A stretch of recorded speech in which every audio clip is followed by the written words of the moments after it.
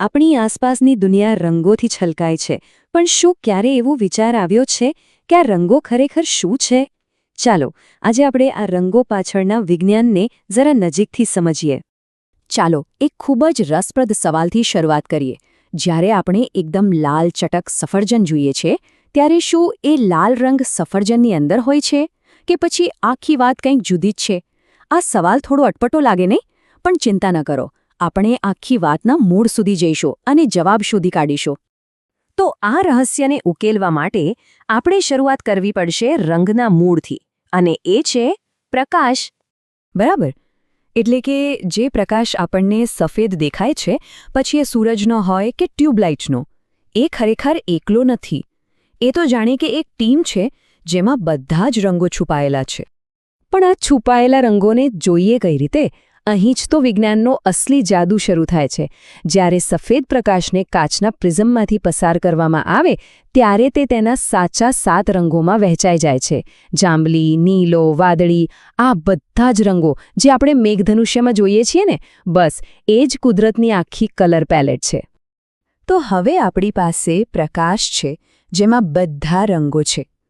પણ જ્યારે આ પ્રકાશ કોઈ વસ્તુ પર પડે છે ત્યારે શું થાય છે? ચાલો, પ્રકાશના આ નૃત્યને સમજીએ. પહેલી પ્રક્રિયા છે શોષણ, એટલે કે એબ્ઝોર્પ્શન.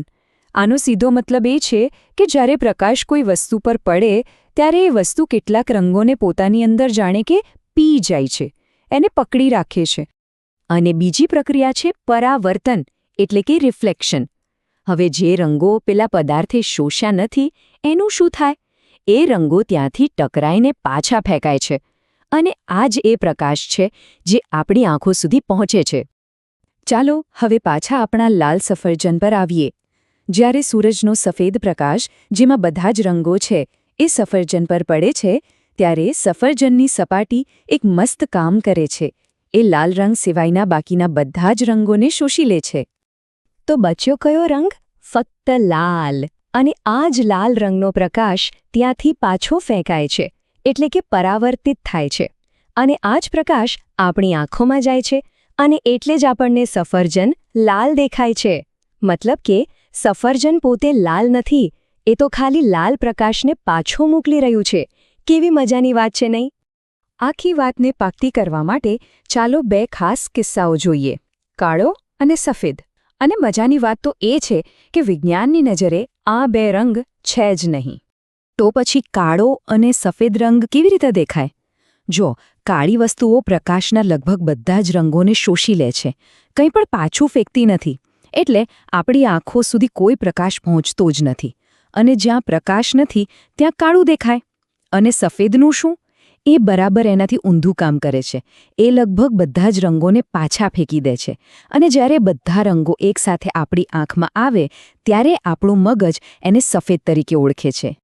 અત્યાર સુધી આપણે પ્રકાશ અને વસ્તુની વાત કરી, પણ આખી વાર્તા અહીં પૂરી નથી થતી.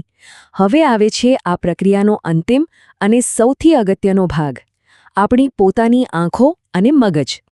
તો પેલો સફરજન પરથી પાછો ફેંકાયેલો લાલ પ્રકાશ સીધો આપણી આંખો તરફ આવે છે.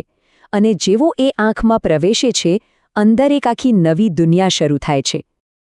આપણી આંખની અંદર લાખો નાના નાના સેન્સર હોય છે, જેમને કોન સેલ્સ કહેવાય છે. આ કોષોનું કામ જ રંગોને ઓળખવાનું છે. જેવો પ્રકાશ એમના પર પડે, એ તરત જ ઓળખી લે છે કે આ કયો રંગ છે, અને સીધો મગજને એક ઇલેક્ટ્રિક સિગ્નલ મોકલે છે. અને છેલ્લે આપણું મગજ આ સિગ્નલને પકડે છે અને એનું અર્થઘટન કરે છે. એ આપણને કહે છે, અરે આ તો લાલ રંગ છે. એટલે ખરેખર જે રંગનો અનુભવ આપણે કરીએ છીએ, એ આપણા મગજ દ્વારા બનાવવામાં આવેલી એક સમજ છે. આ પ્રકાશ, વસ્તુ અને આપણી આંખો વચ્ચેનું એક અદ્ભુત ટીમવર્ક છે. ચાલો, તો અત્યાર સુધી જે પણ સમજ્યા એને ફટાફટ એકવાર શરૂઆતથી અંત સુધી ફરીથી જોઈ લઈએ, જેથી આખું ચિત્ર સ્પષ્ટ થઈ જાય. તો રંગની આખી યાત્રા કેવી છે? સૌથી પહેલાં સફેદ પ્રકાશ કોઈ વસ્તુ પર પડે છે. પછી એ વસ્તુ અમુક રંગોને શોષી લે છે. ત્યારબાદ જે રંગ બચ્યો છે એને પાછો ફેંકે છે. આ પાછો ફેંકાયેલો પ્રકાશ આપણી આંખના કોન સેલ્સ પકડે છે. અને છેલ્લે આપણું મગજ એ સિગ્નલને સમજીને આપણને રંગનો અનુભવ કરાવે છે. બસ આટલી સરળ પણ કેટલી અદ્ભુત પ્રક્રિયા છે. તો આખી ચર્ચાનો સાર બસ એક જ વાક્યમાં છે. વસ્તુનો પોતાનો કોઈ રંગ નથી હોતો. એ તો ફક્ત પ્રકાશનો એ રંગ છે જે તે પરાવર્તિત કરે છે. બાકી બધું તો શોષાઈ જાય છે. એટલે હવે પછી જ્યારે કોઈ રંગીન વસ્તુ જોવા મળે ત્યારે યાદ રાખજો કે આ પ્રકાશ અને દ્રષ્ટિનો એક સુંદર ખેલ છે જે ચાલી રહ્યો છે. પણ આનાથી એક બીજો સવાલ પણ ઊભો થાય છે. જો રંગ એ માત્ર મગજની એક સમજ છે તો શું દરેક વ્યક્તિના મગજમાં એક જ રંગ સરખો દેખાતો હશે? વિચારવા જેવી વાત છે, ખરું ને?